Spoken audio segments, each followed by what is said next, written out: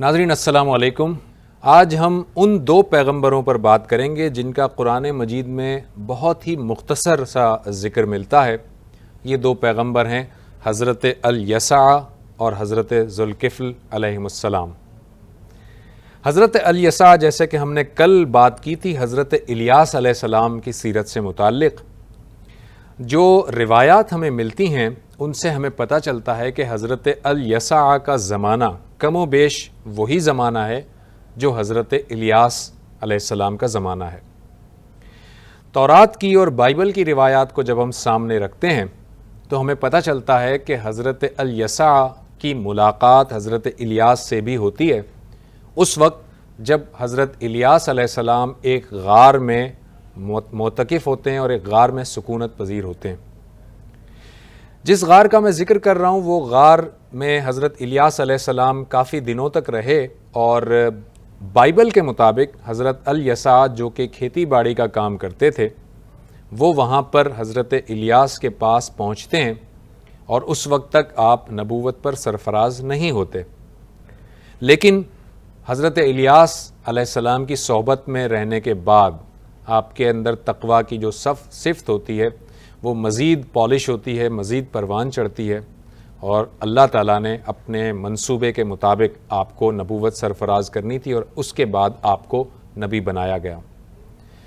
حضرت الیسع کا ذکر قرآن مجید میں اس طرح سے ملتا ہے، وَاذْكُرْ إِسْمَاعِيلَ وَالْيَسَعَ وَذَوَالْكِفْلِ كُلٌّ مِّنَ الْأَخْيَارِ، یعنی کہ یہ سارے کے سارے پیغمبر جو ہیں اسماعیل، یسع اور ذوالکفل کل من الاخیار، یعنی وہ سب کے سب نیک لوگوں میں شامل تھے۔ اللہ تعالیٰ نے ان کو ایک، میں نے جیسے کہ کہا تھا کہ اللہ تعالیٰ ہر پیغمبر کے بارے میں ایک ایٹریبیوٹ ضرور بتاتا ہے، ان کے لیے اخیار کا لفظ استعمال کیا ہے۔ بعثت کے متعلق جو روایات ہمیں بائبل سے ملتی ہیں وہ یہ ملتی ہیں کہ حضرت الیاس علیہ السلام، جیسا کہ کل ہم نے ڈسکس کیا تھا کہ روایات کے مطابق معلوم یہ ہوتا ہے کہ حضرت الیاس علیہ السلام کو آسمانوں میں اٹھا لیا گیا تھا، تو تورات کے مطابق حضرت الیاس علیہ السلام کو جب آسمانوں پر اٹھایا جا رہا تھا تو آپ اپنے پیچھے اپنے نائب الیسع کو چھوڑ کر گئے تھے، اور انہیں نبوت کہ اس جو منصب پہ اللہ تعالیٰ نے نامزد کیا تھا اور مامور کیا تھا تو حضرت الیاس کی قوم کی طرف ہی آپ کو مبعوث کیا گیا تھا، اور حضرت الیاس کے بعد آپ نے یہ ذمہ داری سنبھالی کہ قوم کو راہ راست پر لائیں اور قوم کو شرک اور بت پرستی سے روک سکیں۔ یہ بات بھی ہم نے کل حضرت الیاس علیہ السلام کے بیان میں کر لی تھی کہ حضرت الیاس کی قوم بت پرستی میں بہت زیادہ ملوث تھی۔ حضرت الیسع کے جو معجزات ہیں تورات ان کی طرف کچھ اشارہ کرتا ہے، اور وہ یہ ہیں کہ حضرت الیسع علیہ السلام ایک مرتبہ ایک جگہ سے گزرے جہاں کا پانی کھارا تھا اور بعض اوقات پانی سوکھ جایا کرتا تھا، لیکن آپ نے پانی کا ایک ڈونگا منگوایا، اس میں نمک ڈالا اور اللہ کے حکم سے اس چشمے کے اندر وہ ڈونگا الٹ دیا، اس میں ڈال دیا، اور اس کے بعد اس کا پانی نہ صرف یہ کہ شیریں ہو گیا، میٹھا ہو گیا، بلکہ وہ چشمہ ہمیشہ کے لیے جاری ہو گیا۔ دوسرا ایک واقعہ حضرت الیسع کے بارے میں معجزات کے طور پر تورات ہمیں یہ بتاتی ہے کہ ایک عورت تھی جو بہت زیادہ مقروض تھی، جس کو قرض ادا کرنے کے لیے جس کے پاس قیمت نہیں تھی۔ حضرت الیسع اس کے پاس تشریف لے جاتے ہیں، اس سے پوچھتے ہیں کہ تمہارے گھر میں کیا ہے؟ وہ کہتی ہے کہ چھوٹا سا ایک پتیلا ہے، ایک برتن ہے جس میں کچھ تیل موجود ہے۔ آپ فرماتے ہیں کہ کچھ اور برتن، کچھ اور پتیلے منگوائے جائیں۔ چنانچہ وہ پڑوسیوں سے بہت سارے پتیلے لاتی ہے، اور اپنے اس پتیلے سے حضرت الیسع فرماتے ہیں کہ ہر ایک کے اندر تیل انڈیلتی جاؤ اور وہ پتیلا جو بھر جائے اس کو الگ رکھتی جاؤ۔ لہٰذا ایک برتن سے کئی برتنوں میں وہ تیل ڈالا گیا، اور وہ تیل آخر تک ختم نہ ہوا اور کئی برتن اس تیل سے بھر گئے۔ حضرت الیسع نے فرمایا کہ اب یہ تیل لے جا کر بازار میں بیچ دو اور اس کی رقم سے اپنے قرض کو ادا کرو۔ یہ معجزات ہیں جو حضرت الیسع کے بارے میں تورات اور بائبل سے ہمیں ملتے ہیں۔ اس کے ساتھ ساتھ اور بھی کئی معجزات ہیں جن میں مثال کے طور پر حضرت الیسع کے بارے میں یہ آتا ہے کہ ایک بچہ جو تھا جس کا انتقال ہو چکا تھا، جو مر چکا تھا، اس کو آپ نے اللہ کے حکم سے زندہ کیا، اور اس کے ساتھ ساتھ جیسے کہ ہم حضرت عیسیٰ علیہ السلام کے بیان میں مزید وضاحت کریں گے کہ آپ کو بھی یہ معجزہ اللہ تعالیٰ کی طرف سے ملا تھا کہ آپ برص کے جو مریض ہوتے تھے، جن کو برص کی بیماری ہوتی تھی، انہیں اللہ کے حکم سے شفا یاب کیا کرتے تھے۔ یہ جس طرح کے معجزات تورات ان کے بارے میں بیان کرتی ہے،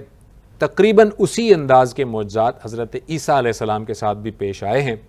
ممکن ہے کہ یہ دونوں چیزیں تورات میں مکس ہو گئی ہوں اور ایک جگہ آ گئی ہوں، اور یہ بھی ممکن ہے کہ اللہ تعالیٰ نے اپنے اس پیغمبر کو بھی اور حضرت عیسیٰ علیہ السلام کو بھی اسی طرح کے معجزات دیے ہوں۔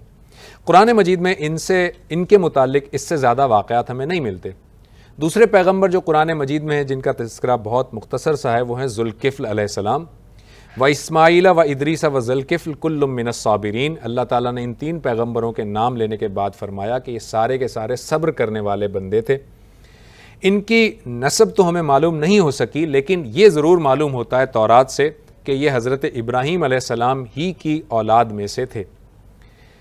ایک جگہ اللہ تعالیٰ نے آپ کو صابر کا لقب بھی دیا ہے، اور دوسری جگہ اللہ تعالیٰ نے آپ کو پاکیزہ کا لقب بھی دیا ہے۔ ظاہر ہے ان کی سیرت ہمارے سامنے موجود نہیں ہے، ورنہ اس سیرت کا اگر ہم مطالعہ کرتے تو ہمیں پتہ چلتا کہ ان کے اوپر یقیناً بڑی کڑی آزمائشیں آئی ہوں گی، جن میں وہ صابر رہے ہوں گے، جن میں انہوں نے صبر کا دامن نہیں چھوڑا ہوگا، اور اللہ تعالیٰ کے حضور گڑ گڑائے ہوں گے، اور اس وجہ سے اللہ تعالیٰ نے انہیں صابر کا لقب ادا کیا، یعنی کہ وہ بالکل ثابت قدم تھے اور راست باز تھے۔ ظاہر ہے اس لقب سے ہی ہمیں اندازہ ہو سکتا ہے کہ ان کی زندگی کتنی کٹھن گزری ہوگی اور کتنی آزمائشوں سے وہ گزارے گئے ہوں گے، لیکن اس سے زیادہ کا ہمیں واقعہ قرآن مجید میں نہیں ملتا۔ جو روایات ہیں اس روایات کے مطابق حضرت ذوالکفل علیہ السلام جہاں پر انہوں نے وفات پائی وہ عراق کا مقام تھا، اور عراق ہی کا وہ مقام ہے جہاں پر آپ کا قبر مبارک موجود ہے۔ حضرت الیسع اور حضرت ذوالکفل علیہ السلام جن دونوں پیغمبروں کے بارے میں آج ہم نے گفتگو کی ہے، یہ وہ دو پیغمبر ہیں جن کو اللہ تعالیٰ نے راست باز اور صابر اور نیکوکار بتایا ہے۔ ان کا واقعہ قرآن مجید نے نہیں بتایا، لیکن ان کی ان خصوصیات سے ہمیں پتہ چلتا ہے کہ یہ بڑے کٹھن آزمائش سے گزارے گئے ہوں گے، اور یہ دونوں کے دونوں انبیاء حضرت ابراہیم علیہ السلام کی نسل سے تھے اور بنی اسرائیل میں ہی مبعوث ہوئے تھے۔ کل انشاءاللہ تعالی ہم حضرت عزیر علیہ السلام کے واقعے سے اپنے پروگرام کی ابتدا کریں گے۔ تب تک کے لیے زبیر احمد کو اجازت دیجیے۔ اللہ حافظ۔